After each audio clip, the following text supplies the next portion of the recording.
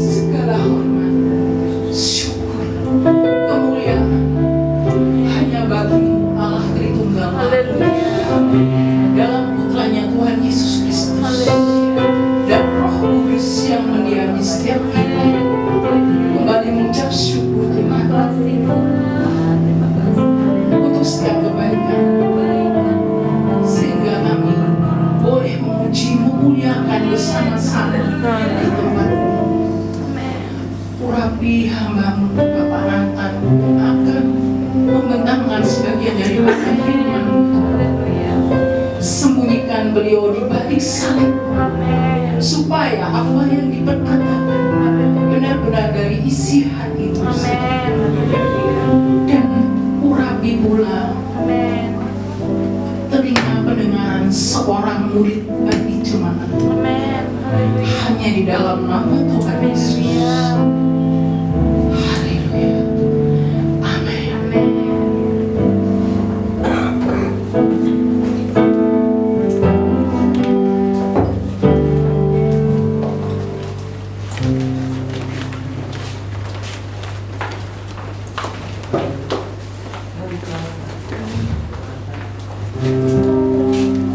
Musik tetap aja ya. Musik tetap di tempatnya. Kita mau ada pujian yang lama yang membuat saya senang lagu ini. Masa kali saya pujikan penjualan ini dengan lagu ini yang membuat saya mungkin menjadi kekuatan ya.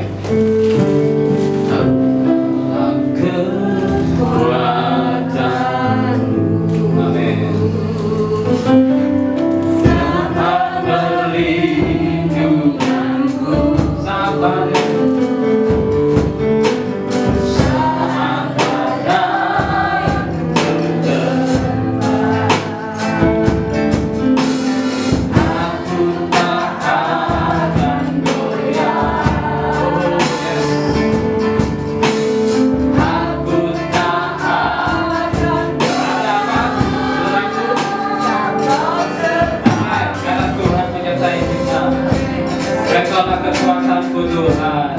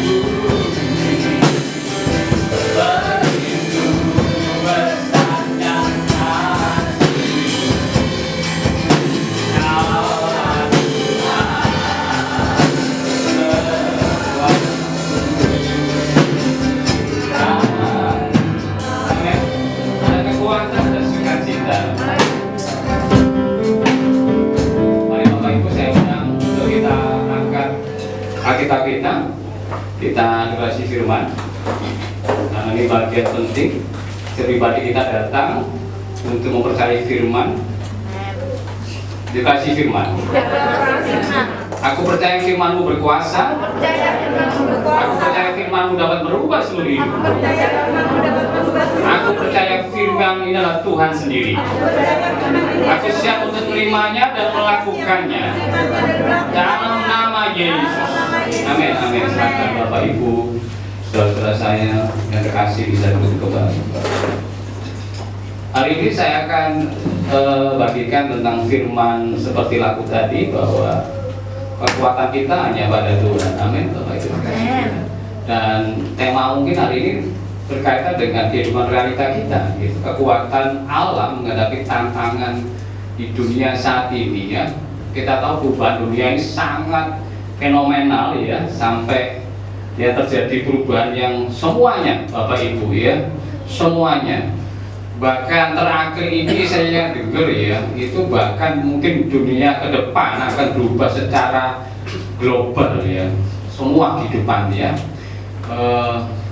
Saya ketemu sama teman-teman yang di bidang teknologi, ya, mereka lagi ini semua negara lagi berlomba bagaimana mereka meluncurkan, ya, beberapa satelit, mengorbitkan satelit-satelit, ya, tiap negara, ya.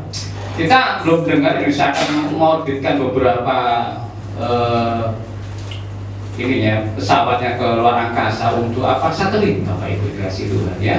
Kita baru dengar B29, B100 berapa gitu, itu lama sekali, ya, luar angkasa. Nah, ini beberapa ini lagi berlomba, bahkan Bapak Ibu, ya, ini informasi sangat terpercaya, ya, bahwa mobil ke depan itu tidak diisi dengan bensin. Percaya nggak? Percaya. Ya, karena ke depan, ya, mungkin ini sejenak kita menekan 2021 ke 2022, 2023 Indonesia akan dibanjiri dengan mobil tanpa bensin. Pakai apa Pak Nathan? Baterai. Loh, kayak mana anak-anak saya mau yang gitu, ya, pakai baterai mungkin, ya. Enggak. Ya ada baterainya memang. Pakai listrik, Bapak Ibu. Dan kemarin itu perang dagang antara Tiongkok dengan USA kemarin itu, Joe Biden, ya, Presiden Amerika itu, ya, sudah mau deklarasikan perang dagang itu secara khusus terhadap mobil-mobil, ya. Jadi Amerika ini sekarang kayak Ford, ya, beberapa Mercedes, ya, industri besar di Amerika itu, ya, Ford gitu, ya, itu lagi berlomba disuruh sama presidennya produksi industri mobil tanpa bensin, ya, berlomba dengan listrik, Bapak Ibu. Pertanyaan saya gini adalah, di Indonesia ini kan terlambat, ya, akan banyak orang itu akan bingung dengan informasi ini. Loh, mobil kok murah? Ya murah, Bapak Ibu, karena akan apa? Tergantikan. Coba Bapak Ibu hari ini pakai HP Android, beli HP yang dulu mahal, HP pisang yang harganya dulu 15 juta, ya, HP pisang, yang sliding gitu, ya. Sebelum itu slidingan itu harganya 15 juta loh, ya. Hari ini mungkin harganya 200.000 atau cuma 300.000, murah, ya. Tapi teknologinya tertinggal, nggak update, Bapak Ibu, ya. Jadi siap-siaplah kita menghadapi dunia yang serba berubah, termasuk hidup kita ini, ya, tidak lepas dari WiFi, ya. Mungkin hari ini WiFi semua rumah tangga, ya, mungkin masih nggak ada, ya. Tapi sekarang itu semua rumah tangga tanpa WiFi nggak bisa ngapa-ngapain, nggak bisa sekolah, betul nggak bisa bisnis, ya, toh, nggak bisa kerja, ya, toh, nggak bisa apa. Jadi kita dulunya orang kita itu tergantung sama WiFi. Ada teman saya dulu, saya pernah khotbah, ya, itu nggak mau pegang HP, ya, dia ngomong HP ini punyanya kelompok satanisme, ya, gitu. Ya memang benar, ya. Tetapi kita nggak agreement dengan satanisme, gitu. Istilahnya begini. Nah, terakhir ketemu saya, apa kamu nggak pegang HP? Mau kamu sekolah, guru dia. Nah, begitu pandemi dia bingung, nggak punya HP, nggak bisa ngajar, kan gitu. Nah, artinya begini, ada perubahan yang fenomenal hari ini dunia hadapi, menjadi tekanan kita. Amin. Menjadi tekanan. Kenapa tekanan? Karena perubahan. Amin. Kita nyaman dulu, ya, pakai sesuatu yang nggak teknologi. Sekarang teknologi ribet, ya. Mau nggak mau kita harus belajar bahwa kita ini sejak lahir sampai kita mati, proses belajar berarti nggak berhenti. Amin. Nggak berhenti, ya. Berhenti manusia itu di usia-usia sejak kayak papa saya ini udah berhenti di usia 80 nggak bisa belajar, ya. Tapi ingatannya kuat, ya. Papa saya ini saya kaget, ya, dites sama Ini ponakannya ya, ponak saya itu tujuannya apa? Saya datang itu, ini siapa Pak? Mbak ini siapa Mbak? Nathanael. Anak keberapa? Anak ke-7. Lu ingat tuh? Gak demensia, gak lupa, ya gak pikun. Ya, anaknya 8 hafal semua. Rasanya mas 1 baca firman. Amin. Di usia muda sampai mungkin beliau sekarang nggak bisa baca, dengarkan mungkin ya bisa ya, dengarkan bisa ya, mungkin dengarkan firman karena dia kuat di firman. Saya percaya firman ini perintah di tengah gelap. Amin. Nah saya kan hakikat kekuatan Allah itu mari tantangan di dunia ini. Iya kita baca ya, kita baca Roma pasal 1 ayat 16 sampai ayat ke-17. Saya bacakan Kanis ya. Wah ini generasi milenial ya, ini generasi yang ke depan ini harus kreatif ya. Roma pasal 1 Roma pasal 1 ayat 16 sampai 17. 16 sampai 17. Roma pasal 1 ayat 16 sampai 17. Ayat 16. Sebab aku mempunyai keyakinan yang kokoh dalam Injil, karena Injil adalah kekuatan Allah yang menyelamatkan setiap orang yang percaya. Pertama-tama orang Yahudi, tetapi juga orang Yunani. Sebab di dalamnya nyata kebenaran Allah yang bertolak dari iman dan memimpin kepada iman. Seperti ada tertulis, orang benar akan hidup oleh iman. Renungkan 2 ayat ini di Roma pasal 1 16 17. Ada rahasia besar yang Allah taruh di kehidupan Paulus. Dia menulis surat itu pada gereja Roma, pada jemaat Roma, kepada jemaat yang besar. Roma itu kota, jemaatnya pasti besar seperti Surabaya dan seperti Jakarta. Nah, gereja Roma disurati sama Paulus tentang pewahyuan kekuatan Allah itu ada di Injil. Amin. Saat itu gereja menghadapi tekanan, ya. Tekanan dari mana? Bangsa Romawi, Bapak Ibu dikasih Tuhan. Bangsa Romawi itu sangat benci sama pengikut Kristus, ya. Sangat benci. Kalau ada gereja kumpul gini, pasti hukumnya adalah mati, iya. Kalau nggak mati, penjara. Kalau penjara, hukumannya bisa dimakan sama singa atau disalib terbalik dan sebagainya. Jadi Paulus menguatkan jemaat gereja yang waktu itu sedang menghadapi tekanan dunia, tekanan di era itu, di generasi itu. Hari ini kita menghadapi tekanan apa, bahwa perubahan dunia, ya. Pandemi ini hanya warning, ya, peringatan buat kita, early warning supaya kita ini berubah, Bapak Ibu, ya. Kalau kita nggak berubah cara kita itu menghadapi dunia ini, kita akan tertinggal, ya, akan tertinggal. Beberapa orang yang menangkap perubahan ini, dia bisa mengikuti, Bapak Ibu, ya. Dalam hitungan mungkin bulan, 3 bulan, belum setahun, ya, mereka bisa menjadi kehidupan mereka bisa ikuti, ya. Ikuti itu enak, ya, update gitu, ya. Jadi apa hari ini yang menjadi sebuah kegelisahan kita tentang perubahan ini? Kita tetap bahwa Injil Kristus adalah kekuatan. Amin. Ya. Meskipun kita pegang HP, kita ikut teknologi, tapi kita tak kehilangan iman kita. Amin. Sebab tetap Injil itu menjadi kekuatan. Apa Injil itu? Ya. Bahasa Yunani katakan egolia. Egolia itu artinya kabar baik, kabar sukacita. Dan sukacita pada kemenangan. Amin. Ada apa, Bapak Ibu?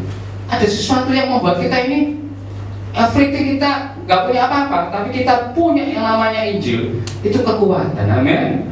Paulus meninggalkan seluruh kehidupannya, ya, yang dulu dipuja, yang dulu dihormati, jabatan, kekayaan, pangkat, kedudukan, ditinggalkan sama Paulus menjadi sebuah hinaan, sampah. Karena dia tahu digantikan dengan Injil. Dan sebab itu dia meyakini bahwa Injil itu keyakinan yang kokoh, yang teguh, bahwa itu menjadi rahasia, ya, kekuatan pengikut Kristus.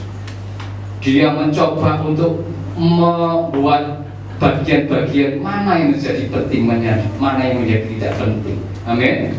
Harusnya kita jemaat gereja Tuhan, apa yang Paulus tuliskan ini, ya, Dia adalah rasul yang mengalami semuanya. Ya, kenapa kok sebagian besar ditulis sama Paulus? Ya, karena Paulus ya diberi kesempatan Tuhan hidupnya lebih panjang daripada rasul-rasul yang lainnya. Nanti Bapak Ibu ya, kenapa Paulus membuat catatan banyak? Karena Paulus itu orang terdidik, orang yang terpelajar, ya. Ini banyak orang sarjana-sarjana, Mbak Rata sarjana, sarjana, Bu Ida, banyak sarjana. Pasti pola pikirnya begitu dapat sesuatu menulis. Paulus ini terdidik, orang pandai. Dia dapat sesuatu dia tulis. Gak ketinggalan satu pun pewahyuan yang Tuhan dapatkan. Hilang gak dia tulis. Apa kerjanya dia tulis? Sebab itu suratnya paling banyak daripada semua rasul. Amin. Dan dia tulis itu adalah rahasia ilahi, rahasia Allah yang dibukakan sama Paulus. Saudara-saudara yang kasih Tuhan. Sebab itu kita harus meniru, ya. Kita ini terupdatekan hidup kita, pengetahuan kita, ya. Kita harus menangkap pewahyuan Allah. Amin. Di luar pengetahuan kita, sebab logika manusia kadang-kadang tidak match dengan iman Tuhan. Amin. Kok bisa manusia jadi Allah, Allah jadi manusia? Semakin pandai, semakin ini bodoh, gitu. Karena apa? Kita memakai pikiran kita manusia, kita nggak pakai pikiran Kristus. Paulus meninggalkan pikiran manusianya, dia memakai pikiran Kristus. Sebab itu Paulus tulis apa yang Tuhan taruh, dia tulis, kemudian menjadi renungan jemaat, itu menjadi kekuatan jemaat gereja. Amin. Amin, saudaraku. Amin. Ketika lo baca firman, hilangkan semua. Kita sarjana, S2, S3, S-tinting, S-emon, S-apa ya. Enggak usah tinggalin aja perkataan kita. Karena Roh Kudus akan mengurapi dan mengajarkan sesuatu itu pasti baru dan baru dan baru. Amin. Mengatakan lama itu pasti Tuhan akan gantikan, updater, ya. Karena Tuhan itu creator. Tuhan tulis menjadi loh yang terupdate. Amin, saudaraku. Itu yang sukai Bapak Ibu. Jadi ketika kita Injil ini adalah Injil itu apa?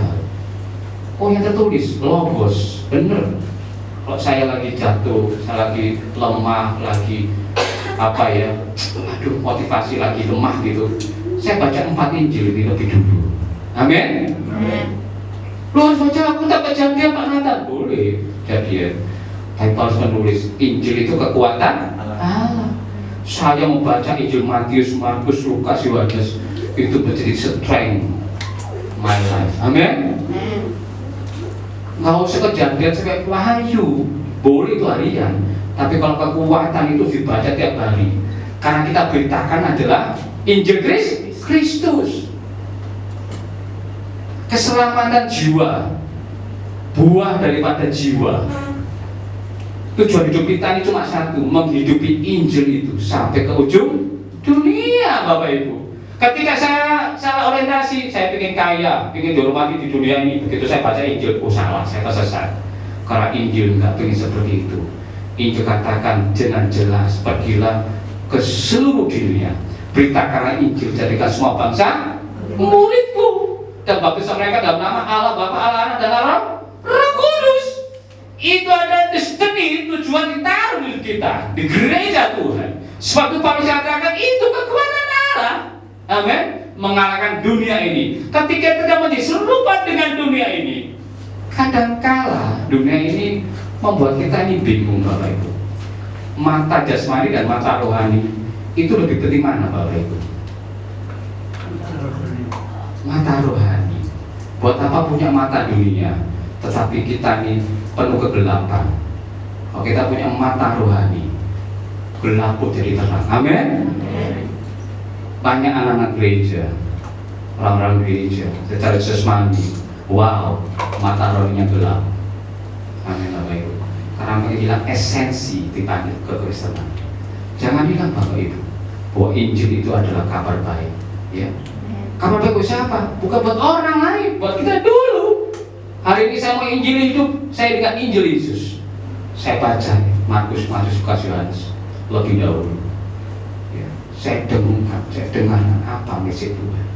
Bapak Ibu dikasih Tuhan, Roma pasal 16, dengan teguh Paulus menghidupi Injilnya. Amin. Dengan teguh dia. Loh, apakah Paulus gak kenal Taurat? Dia menghidupi Taurat sebelum dia menghidupi Injil.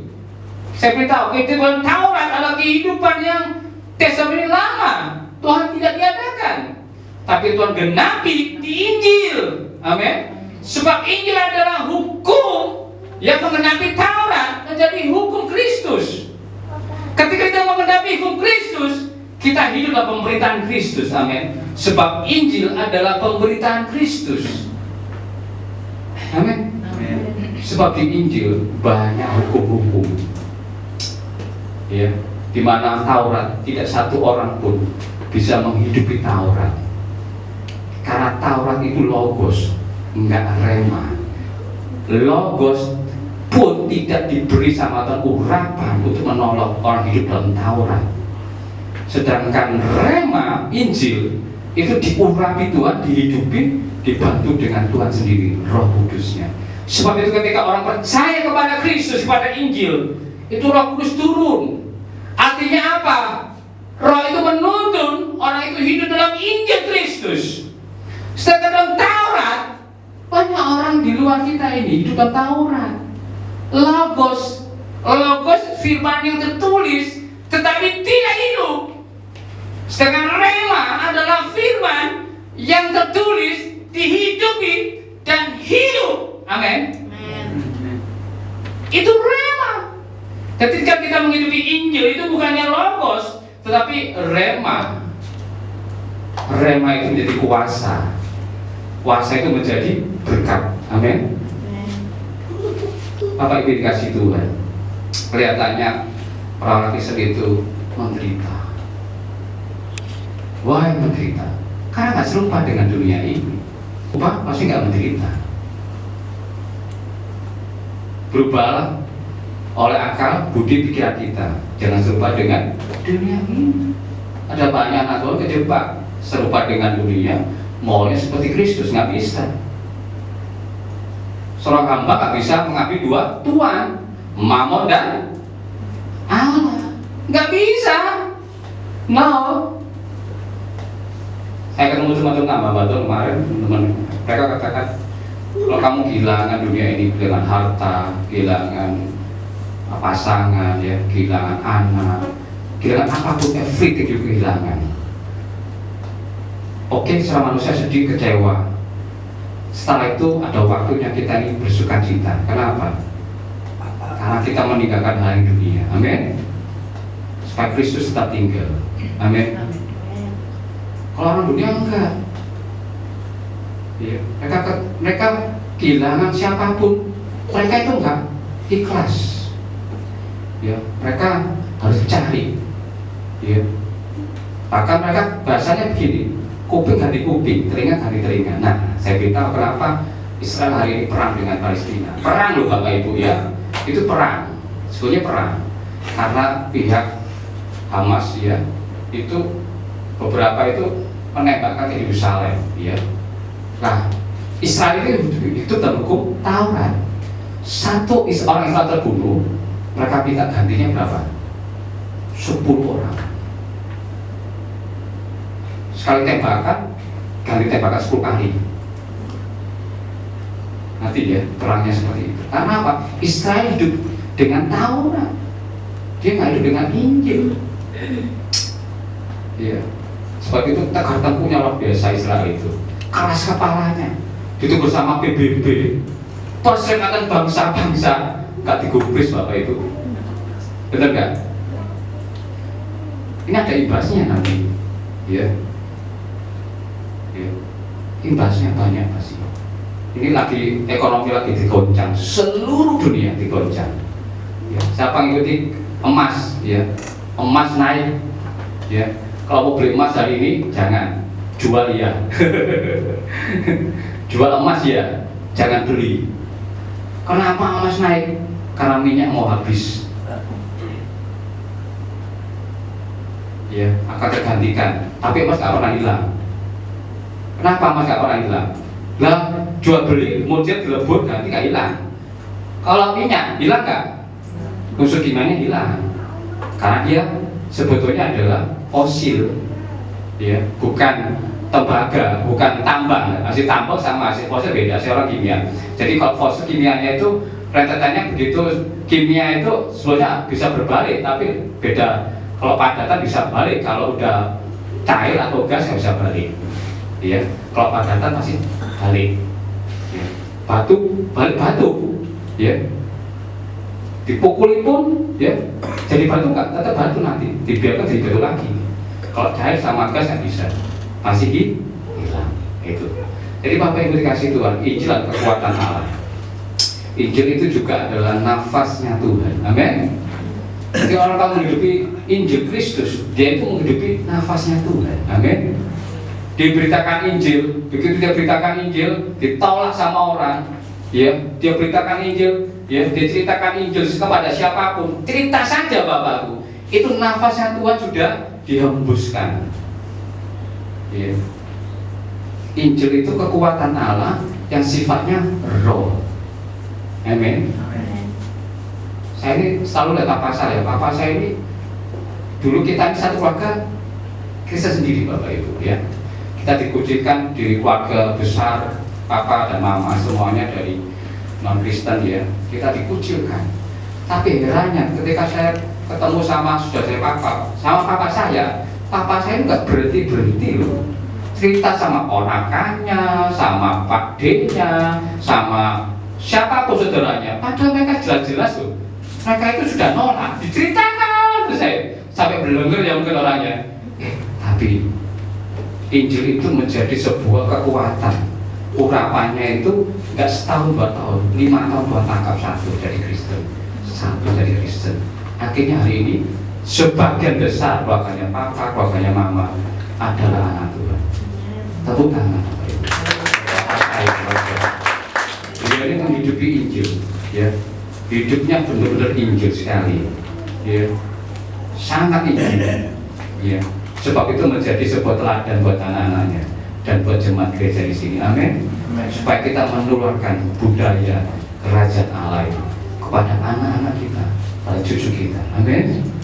Kalau mau hidup di pemerintahan kerajaan Allah, adalah Injil yang utama. Bapak Ibu kasih Tuhan, Roma pasal 1 ayat 16 sampai 7 mengatakan Injil itu kekuatan Allah. Kokoh teguh kita pegang, ya. Kokoh dan teguh kita pegang. Selain ada Injil, ada apa ya? Dalam Injil ada kebenaran. Sebab itu ayat 17-nya katakan apa? Sebab kan bacakan lagi, Anis. Ayat 17, sebab di dalamnya nyata kebenaran Allah. Nyata kebenaran Allah Yang bertolak dari iman dan memimpin kepada iman. Iya. Seperti ada tertulis, orang benar akan hidup oleh iman. Nah, ternyata fasenya begini. Begitu kita menghidupi Injil, kita sedang hidup dalam kebenaran Tuhan untuk mendapatkan iman Kristen atau iman Kristus yang hakiki, yang kuat, yang menghasilkan kuasa. Kita bisa membedakan gunung itu, ya, bergeser atau berpindah. Nah, fasenya kekuatan mengalahkan tekanan dunia adalah hidupi Injil, kemudian hidupi kebenarannya. Sebab di Injil ada kebenaran Allah. Amin. Contohnya gini Bapak Ibu, contohnya adalah kita baca 1 Yohanes pasal 16 ayat 33, ya. Yohanes pasal 16, ini Injil Yohanes mencatat, ya.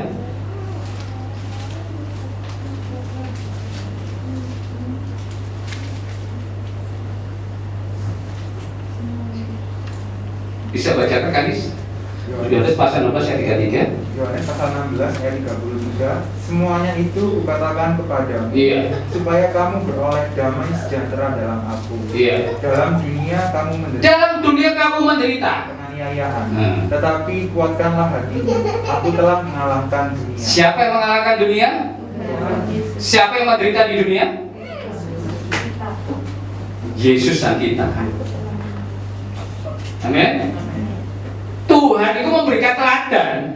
Ya, Yesus itu adalah manusia, logos, tapi juga rema. Firman yang nyata tapi hidup. Ya, saya ulang lagi bahwa Kristus atau Yesus Kristus yang diurapi, Yesus itu adalah manusia yang sebagai firman yang logos, yang tercetak, yang tertulis, yang nyata, yang kita bisa baca, yang kita bisa raba, tapi juga firman yang rema, yang hidup karena dihidupi. Amin.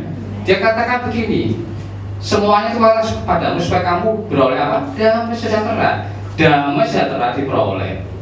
Meskipun dalam apa? Dalam dunia kamu menderita penganiayaan, Bapak Ibu yang dikasih Tuhan. Kita nggak ngalamin penganiayaan.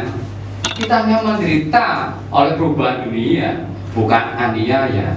Ini penderitaan yang lebih besar lagi. Menderita aniaya. Sudah menderita dianiaya, ya. Seperti bangsa Palestina itu sudah menderita dianiaya bangsa Israel. Menderitanya luar biasa. Sampai TV kemarin mengatakan mereka hidup dalam keterbatasan. Makan aja kayak di camp-camp. Kita waktu camping ya di hutan itu ya. Oh, kita bisa cari makan dimanapun. Ini mereka menderita. Tapi kuatkan hatimu, aku telah mengalahkan dunia. Yesus mengalahkan. Ini sebuah kebenaran, amin. Kebenaran dipegang Bapak Ibu. Ya, nih aku pegang kebenarannya ini. Yesus mengalahkan dunia.